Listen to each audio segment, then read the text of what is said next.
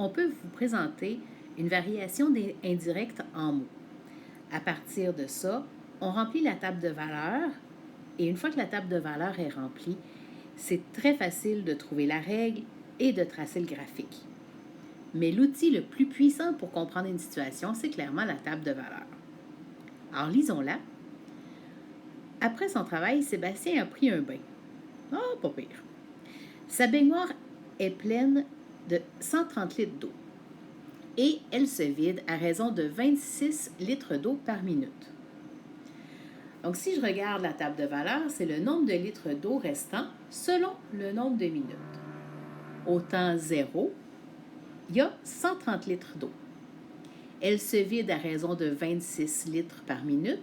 Donc, après une minute, ça va être 130 moins 26. Après 3 minutes, 130 moins 3 fois 26.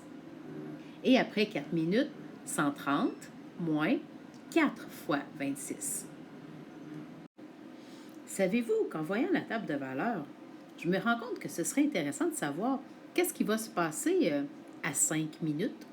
Oh mon Dieu, la baignoire va être vide! Bon, c'est bien beau tout ça. Ma table de valeurs est complétée et j'ai même rajouté un point fort intéressant. Maintenant, allons-y pour la règle dont la forme générale est y est égal à ax plus b. On doit commencer par trouver a en faisant une variation de y sur une variation de x.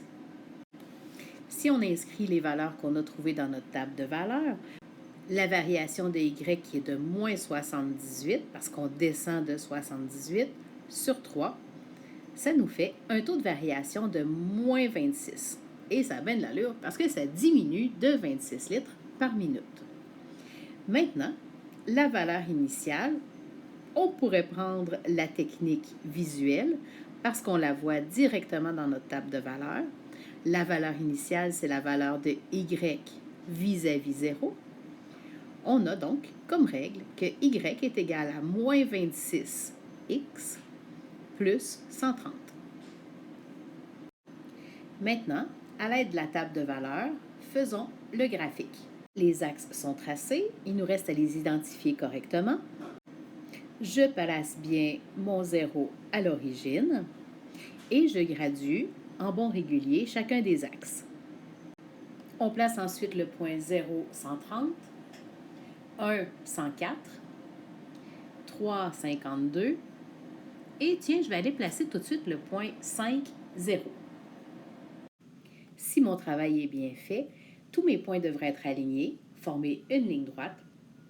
Et puisque ce n'est pas une variation directe, puisque c'est une variation indirecte, ça ne passe pas par l'origine.